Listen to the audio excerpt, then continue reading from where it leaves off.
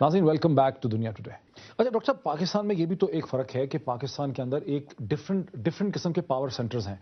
इस्लामाबाद के अंदर हम देखते हैं कि पीपल्स पार्टी की हुकूमत है, पंजाब में हम देखते हैं PMLN की हुकूमत है, कराची में एक डिफरेंट बैलेंस ऑफ पावर है मुत्तहिदा के दरमियान और पीपल्स पार्टी के दरमियान, खैबर पख्तूनख्वा में हम देखते हैं कि अवामी नेशनल पार्टी की हुकूमत है, फिर रिलीजियस जमातें भी पाकिस्तान में पाई जाती हैं, फौज एक डिफरेंट पावर सेंटर है। तो इतने डिफरेंट पावर सेंटर्स की मौजूदगी में जो मशरक़ वस्ता से बिल्कुल डिफरेंट मॉडल है, आपका कोई एक हदफ या एक टारगेट आवाम के गुस्से का हो भी नहीं सकता? नहीं, इजिप्ट में भी है ना।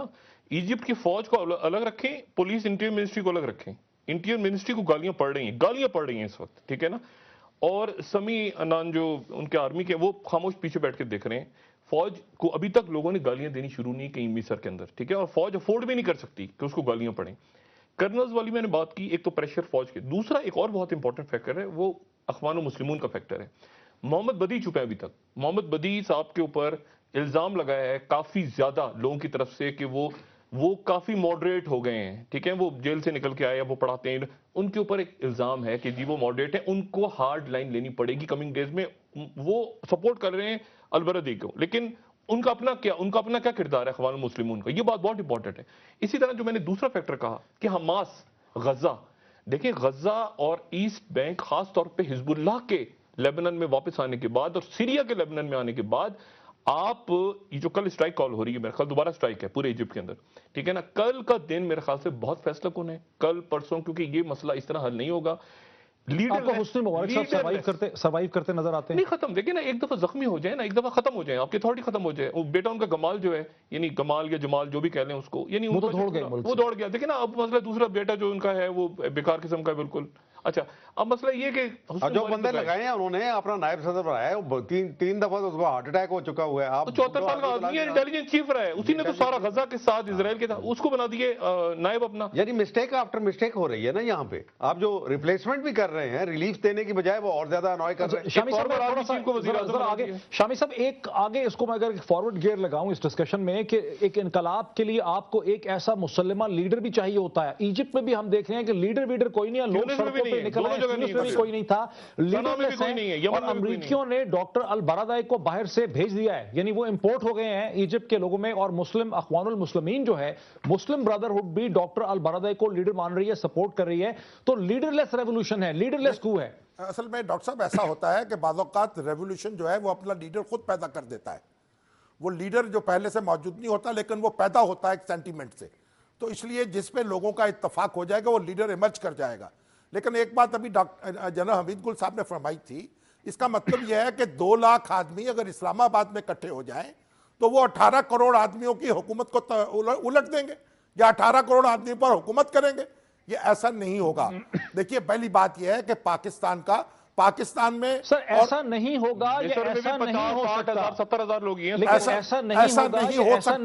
ऐसा नहीं हो सकता। इसलिए कि पाकिस्तान में जब तक फौज मौजूद है ऑर्गेनाइज्ड, उस वक्त तक जब भी कोई हल्ला गुल्ला होगा उसके नतीजे में फौजी टेक ओवर होगा।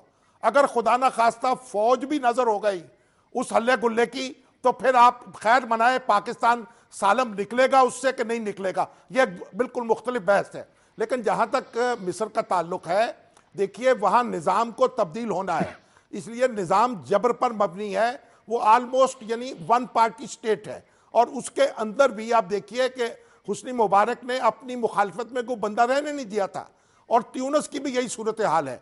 तो इसमें कुशादगी आएगी, लोगों की राय का इसमें दखल होगा, और इसमें जो एक लोगों की राय है उसको तस्लीम करना पड़ेगा, और दूसरी जमातों को शरीक सियासत करना पड़ेगा। मिलिट्री टेक ओवर हो या ना हो। मुख्तसर शामी साहब, एक मुख्तसर नुक्ता यह है कि इनकलाब तो जब भी आए, खा वो इनकलाब ईरान हो या फ्रांस का इनकलाब हो, एक महदूद लिमिटेड फोकस किस्म का जो ग्रुप होता है। इनकलाब फ्रांस जो है वो पेरिस का इनकलाब था, इनकलाब ईरान जो है वो बहुत हद तक तेहरान का इनकलाब था। तो आप कैसे कह रहे हैं मेजॉरिटी थोड़ा इनकलाब लेके आती है, एक ताकतवर माइनॉरिटी इनकलाब लेकर आती है जब वो, लेकिन उसके साथ लोग मिलते हैं और लोगों को वो उभारती है और उसको कंट्रोल करती है। जैसे आप स्टीयरिंग पे बैठे होते हैं और गाड़ी सारी जो है स्टीयरिंग से कंट्रोल हो रही होती है, और एक आदमी कंट्रोल कर लेता है। 1000 लोग हैं, 1000 लोग हैं। देखिए अच्छा जरा रुकिए, क्या कहेंगे आप? इनकलाब जो है वो माइनॉरिटीज लेके आती हैं, ताकतवर फोकस जब मेजॉरिटीज उनके साथ क्योंकि वो आर्टिकुलेट करती है सेंटिमेंट, जो लोग घरों में बैठे होते हैं उनके दिल में भी वही बात होती है।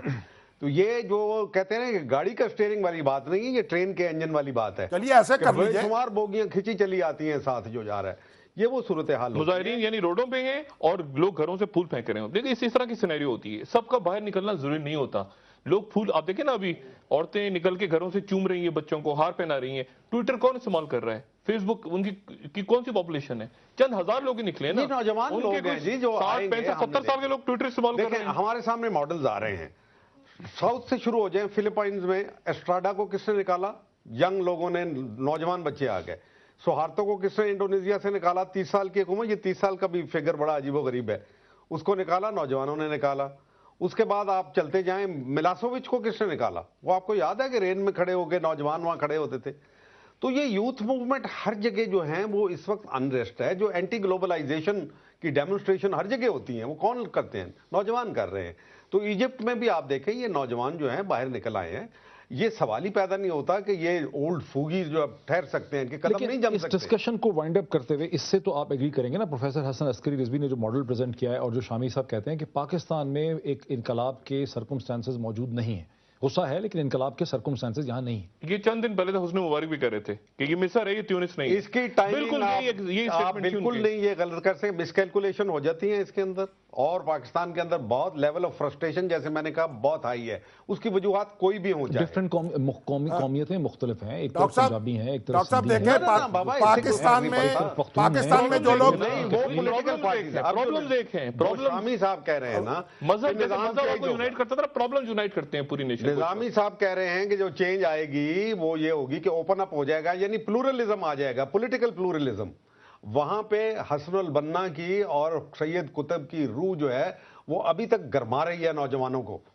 یہ نظام جو بدلے گا یہ ایسا نہیں بدلے گا. جناب صاحب سید قطب اور حسن البنا سے معذرت کے ساتھ اخوان المسلمون پہ بڑے سوال کھڑے ہیں. اخوان المسلمون کو کھل کے سامنے آنا پڑے گا. بدی صاحب سے گھوم رہے ہیں ادھر ادھر، لیکن حماس کو انہوں نے ابھی تک اشارہ نہیں کیا. ان سے لے لیں گے نا. انقلاب لانے کے لیے آپ کو ایک خیال، ایک تصور، ایک آئیڈیالوجی چاہیے. پاکستان کے لوگوں کے پاس اسلام کے علاوہ، مذہب کے علاوہ کوئی مسائل پرابلمز ہی تو جوڑتے ہیں نا آپ کو. میں بھوکا ہوں اور آپ بھوکے ہیں، چاہے ہم کسی مذہب کے ہوں، ہمارا ایشو ایک ہے.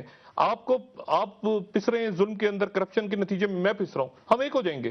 ہم بھول جائیں گے اس وقت کہ کون ہر ایک کے پیٹ میں بھوک ہے، مہاجر، کون سے دل میں درد ہے، ذہن کے اندر فطوری. مسائل آپ کو جوڑتے ہیں، مسائل آپ کو جوڑتے ہیں. مذہب کے ساتھ جب مسائل نظریہ نہیں چاہیے. نہیں، سڑکوں پہ لوگ نکلے، گو مبارک گو، سعودی عرب انتظار کر رہا ہے تمہارا.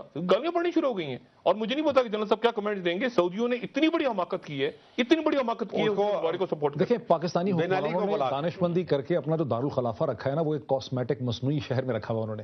اگر پاکستان کا دارالخلافہ کراچی میں ہوتا، اگر پاکستان کا دارالخلافہ لاہور میں ہوتا تو حکمرانوں کو بہت زیادہ مصیبت پڑ جاتی، کیونکہ ان شہروں کے اندر 1,00,000 2 لاکھ آدمی کا اکٹھا کرنا جو ہے وہ کوئی مسئلہ نہیں ہے. پاکستان کا تو دارالخلافہ کی آبادی دیکھیں اسلام آباد تو ایک جزیرہ ہی ہے نا. ایک پاکستان کے سمندر میں ایک لہر آ گئی تو لے جائے. پاکستان سے 17 کلومیٹر دور. ہاں ایک جزیرہ ہے. وہ تو لیکن میں ڈاکٹر صاحب جو آپ کو بات کر رہا ہوں، سارے دستور بھول گئے مشرف کے دور میں کیا ہوا تھا. ایران کے انقلاب کو میں نے بہت ڈیپلی اسٹڈی کیا. میں ڈی ایم آئی تھا ان دنوں، ڈائریکٹر ملٹری انٹیلیجنس تھا جب ایران کا انقلاب آ رہا تھا. یہ بڑی دلچسپ ماڈل ہے. انہوں نے شاپور بختیار کو لا کے وہاں کھڑا کر دیا باہر سے لیڈر دینے کی، جیسے البرادہ ہی آئے اب. اچھا جتنی شہنشاہ ایران وہ بھی کی فوج جو تھی پیمپرڈ تھی اور جتنی لائلسٹ تھی اس کی کہ آپ امیجن نہیں کر سکتے. وہ اس سے بہتر پیمپرڈ فوج کبھی نہیں دنیا کے اندر کہیں دیکھنے میں نہیں ملی ہوگی.